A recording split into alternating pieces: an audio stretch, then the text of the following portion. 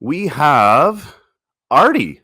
We have Artie in North Carolina wants to talk about how atheists sometimes sound wishy-washy when we're talking about morality. Is that fair, Artie? You're on live. Hey there. Yeah, Nate. Nice to see you. Nice to talk to you. Nice to talk to you too, Artie. What's on your mind? Good. Oh, good.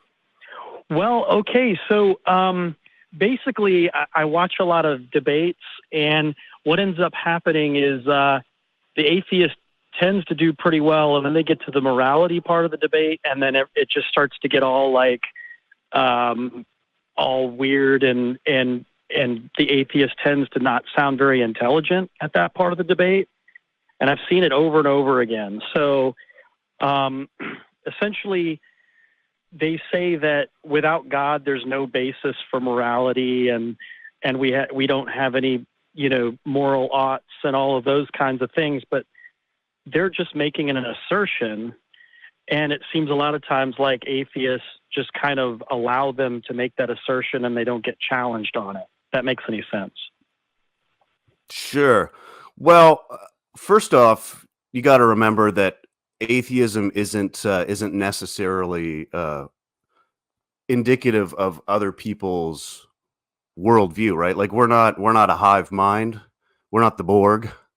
So you could ask 10 people, you could ask 10 atheists, their position on a moral issue and potentially get 10 different answers. Like one that comes to mind for me is like the issue of veganism.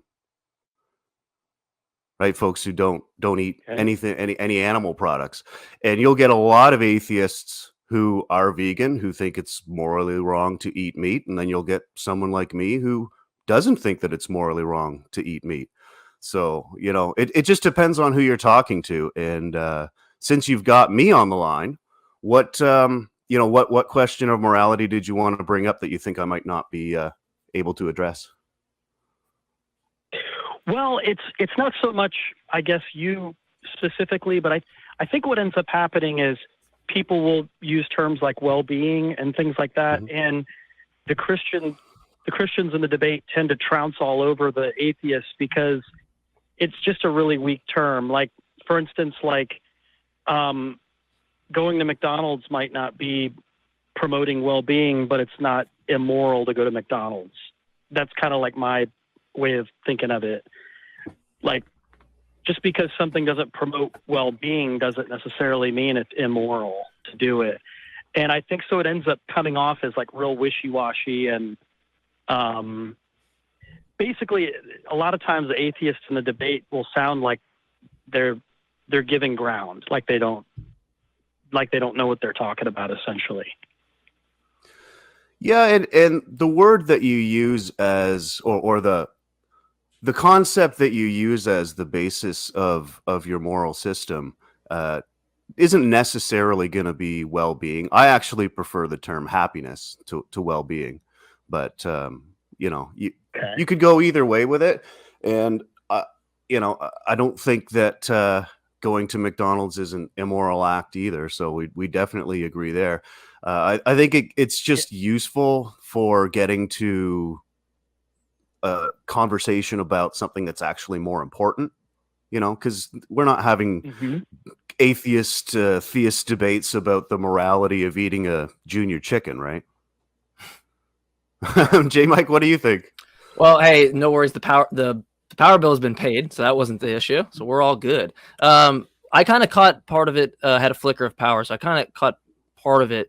I might be more aligned with you, Artie, in the sense of like, is your criticism against because when we talk about objective morals or like subjective morals, I think the distinction for me is pretty much really like most people is mind dependence for subjective and mind independence, right, for an objective thesis. Like you agree with, is that kind of where your issue with the realist standpoint is, that they're not actually cashing out why that's mind independent? Right.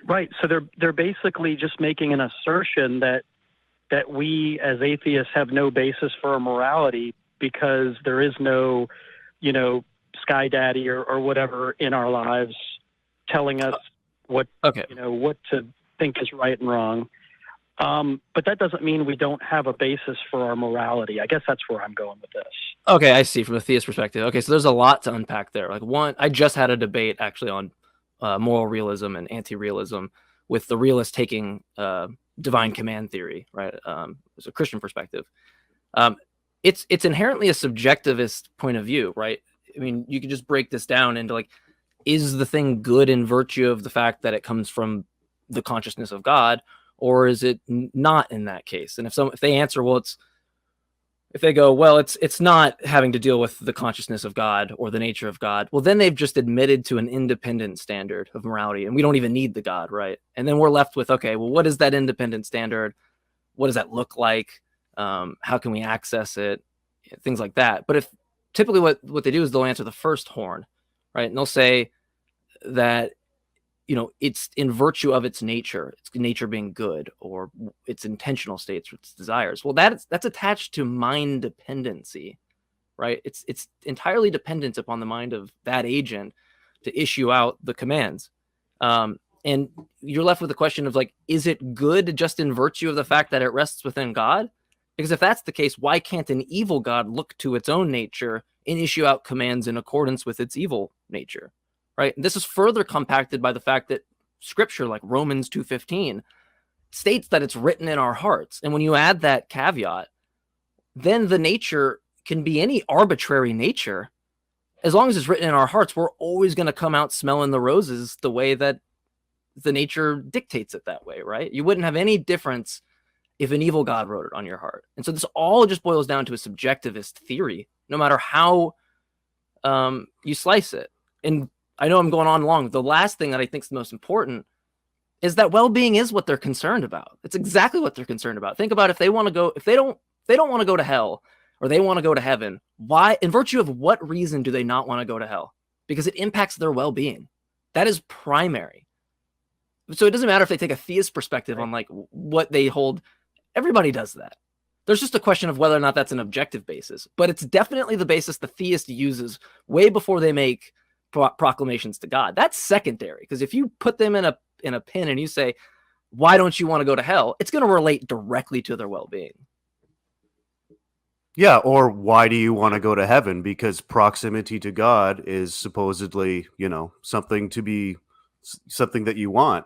And the other thing that gets me with the objective morality thing is that, your source of morality seems to change his mind a lot. Like, in the space of a few hundred years, he goes from, smite the Amalekites, kill infant and suckling horse, and, like, kill them all. And then, a couple hundred years later, he's like, no, turn the other cheek.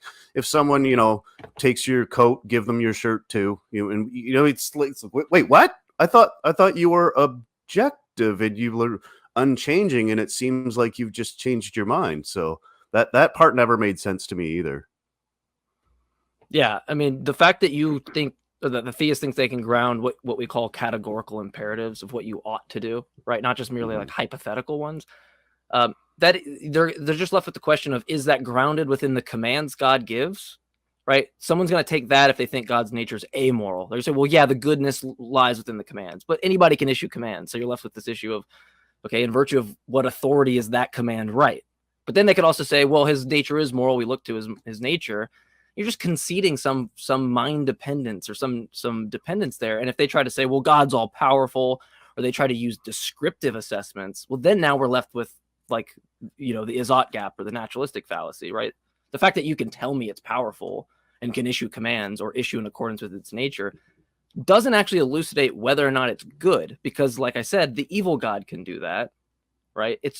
You're just left with this arbitrariness in either case for the theist. So I think it's way worse for the theist than if I'm trying to argue a moral realist as an atheist, because at least they're taking on this burden of, there are moral facts in the world independent of our desires. Now, that's the reason why I'm an anti-realist, because I don't think that's a coherent position. I don't know where you ground that. But they have a much better case as an atheist grounding that, which, by the way, most philosophers are moral realists, even the atheist. They have a much better job doing that than a theist. Any theist that tries to tell you that they've grounded objectively just misses what it means to have an objective meta-ethical thesis. They just are completely ignoring what that means. That Well said. well put. Well said. And I hope, yeah. And Jmike, I hope you're in more of these debates and can field these morality questions, because it just seems like a lot of times that's where the theist tends to gain ground in the debate. Is they make it seem like because they have God on their side that they've got, you know, the moral high ground, I guess you'd say, and we are kind of just a lowly atheists that, you know, are just down here thinking for ourselves kind of thing. Well, so I mean, you just have to point out, look, what you're trying to do is saying, under what foundation or basis can I judge yours? That's what the goal is, right? That's the typical rhetoric of like, under what moral system can you judge mine, right? Well, there's two ways to do this. One, you can just point out that yours is subjective. It's dependent on commands of some mind-dependent thing, right? Mine's actually discussing what it means to have a gradients of experience relating to conscious creatures, right? And we can come up with like goals that are in accordance because we share space, right? We all have similar desires. It doesn't infer that there's something objective. It means we can actually make progress on the fact that we all have desires that overlap. I mean, we can still make a lot of progress. The second thing is to say, well, let's look at your proclamation of what's good. Because I bet you, if we just do it an internal critique, right? We don't use mine. We just look at what you think is good. I'm willing to bet I can commit you to things that you think are moral, but actually are permissible or things that you think are immoral, but are actually permissible as moral in virtue of God. Slavery, killing infants, putting their head underwater himself in Genesis 6, or commanding it to someone in 1 Samuel 15:3, right? If you just ask them these questions, they're going to have to go, well, I agree with it because God says so. And you've just won the battle. You've just said, okay, you're just a slave to some thing that a book says. You know, that's not morality. That's confusing morality with obedience. They're not the same thing. Yeah, that's a good point, right? Like if I make a mistake and treat my child harshly, or some other mistake with parenting, I don't drown the child and make another one, right? And that seems to be Yahweh's approach is, well, if at first you don't succeed, drown the whole world and try again. That's not something that any modern person would think is a moral position. And I'm always suspicious of those.